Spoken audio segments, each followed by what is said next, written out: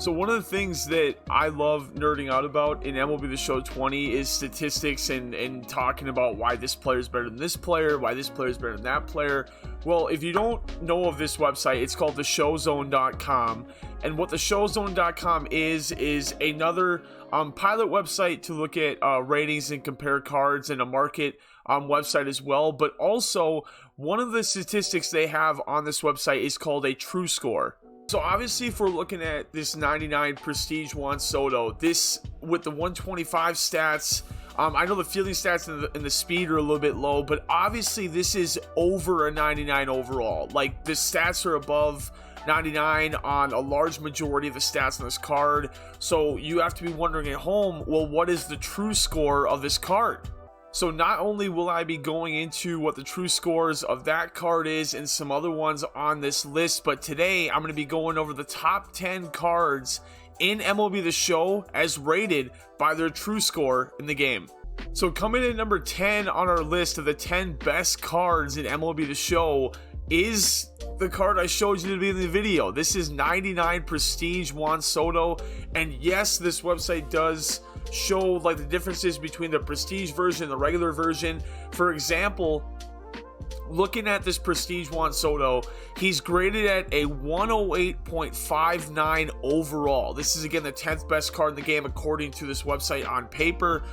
His stock prestige, or his stock finest card, comes in at a 106.89. So overall, the jump from going to a regular to a prestige on this Juan Soto is a 1.7 overall jump, and this is actually the smallest jump on this list. So the reason why this jump is so small, the fielding and the speed don't really meet any thresholds with the +3 stats. The +3 on the hitting stats are already astronomical in the first place, so this is as close as we've ever gotten to a Barry Bonds card in the game, obviously, and he comes in at number 10 on this list. So coming in at number 9 on this list is Prestige Manny Machado. Obviously, what I just talked about, the difference between finest and prestige. On this card, Manny comes in at a 108.83 overall, and this is a jump from 2.09 from his stock finest at 106.74. So the reason why this card is a lot bigger of a jump than Juan Soto's card did is the hitting stats are already crazy, like we've already seen on the stock card and the finest card, obviously. But the reason why this card is a little bit more of a jump is now in the Prestige version, the fielding, the arm, and the reaction, all three jump up to 99 overall. Now, I don't want you to think this video is me telling you the 10 best cards in the game, because there are definitely cards on this list that I am shocked that aren't here, but this is purely this website hammering in all their attributes and all their data, weighing the true scalar weight value of what the best cards in the game are. And coming in at number 9, my favorite third baseman in the game, Manny Machado. As you can see right here, I've had a lot of success with him. 373 average, 19 home runs, 41 RBIs, and about 200 at-bats. Let me show you Juan Soto's stats really quick. So just for statistics' sake, this is my stats with Prestige Juan Soto. I believe I was batting .390 with regular Soto. These finest cards are really easy to prestige. It's another thing that I absolutely love about this program for sure. So coming in at number 8 on this list is a card that was technically in the game at launch. It's a card that I've deviated away from myself, and some others have as well. It's 99 Prestige Mickey Mantle. So when we talk about jumps from the regular version to the Prestige version, this Mickey Mantle Prestige is actually the highest jump overall on this list. He goes from a 1.692 all the way up to a 1.908. That's a jump of 2.16 overall. And let's just take a second to explain why the overall jump is so drastic on this card. So first and foremost, he gets a jump up to 90 fielding. He meets that diamond threshold. The reaction goes up over 90 as well. The speed up to 95. The hitting stats all obviously go up +3, but another thing that's weighed into this that I would imagine, I'm not sure exactly how they do their scalar weights for statistics, but I'd imagine him being a switch hitting outfielder is what weighs into that as well. But obviously, right from the get-go, one of the best hitting cards in the game. The Prestige version makes him one of the better defensive outfielders in the game. It's the definition of a 5-tool player, and he comes in at number 8 on this list.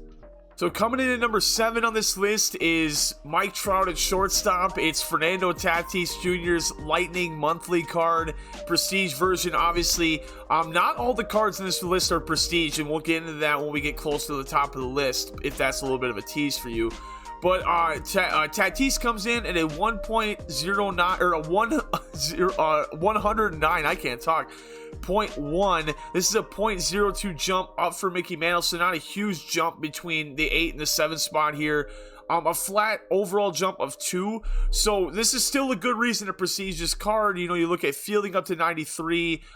If it would have gotten up to like a 95 fielding, I think that would have jumped him up even more, because then you go to secondary positions and he still has a diamond fielding there. But arm strength was already really high. Speed gets a nice boost up to 87, but as I mentioned, with him being Mike Trout at short, he's maxed out versus righties. His lefty stats are still very, very good on Hall of Fame and on Legend as well.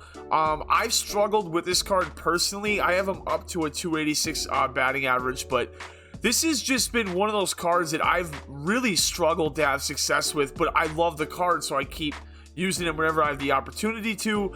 He's obviously one of the best cards in the game. He comes in at number 7 on this list. Let's see who's number 6. So coming in at number 6 on this list is Awards Prestige Jimmy Fox. I personally don't have the Prestige version of Jimmy Fox, and I didn't really use this card at all. But we'll talk about the stats here.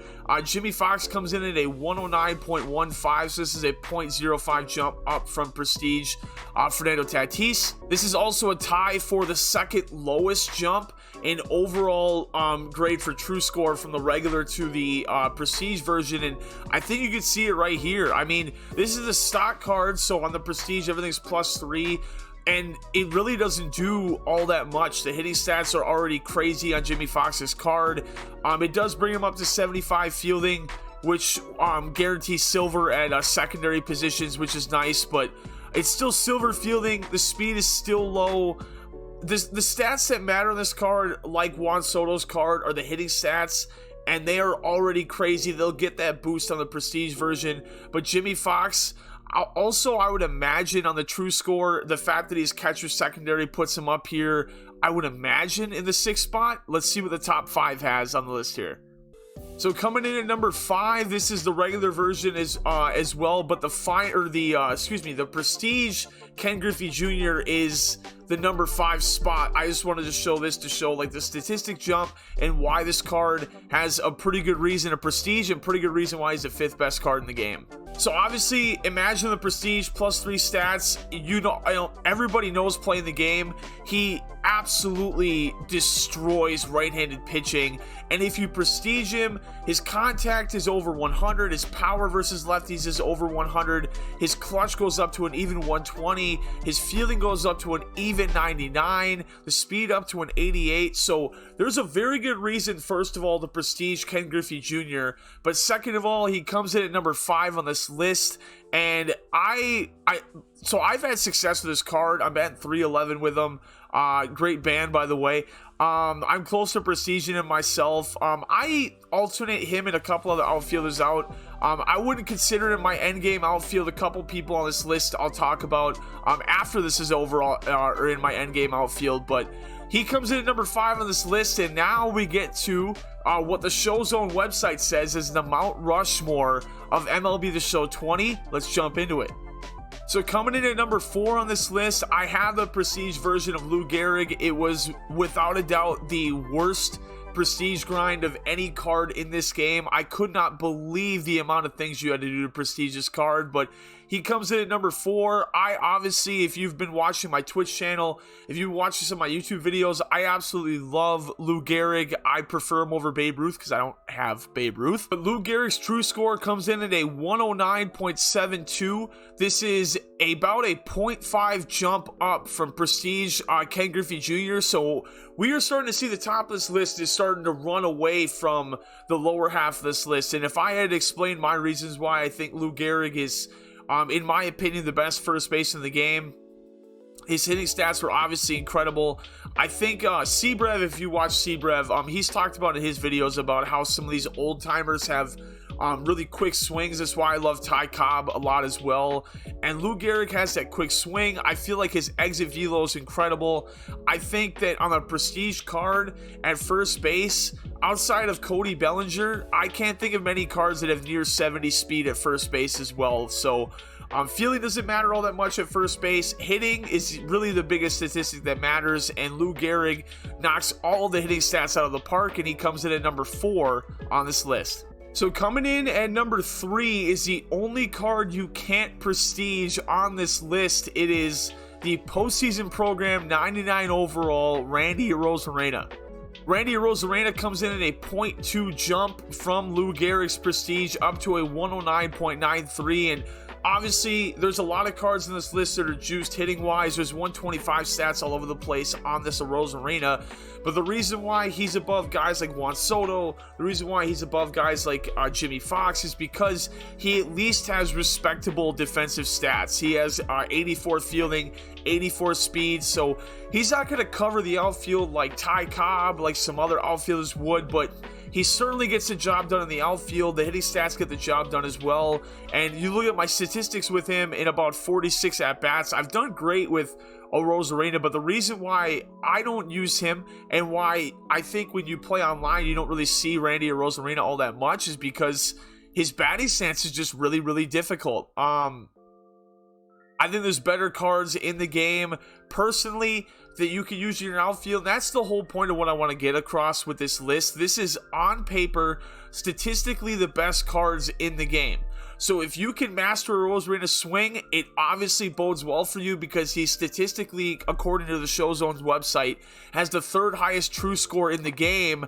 And I'll give a little bit of a tease. He's the highest graded offensive player on this list. Our final 2 slots are reserved for pitchers, and I guarantee you won't believe one of them, but let's jump into the number 2 spot. So coming in at number 2 on this list is someone that I would bet every single one of you who clicked on this video did not expect to see here at all.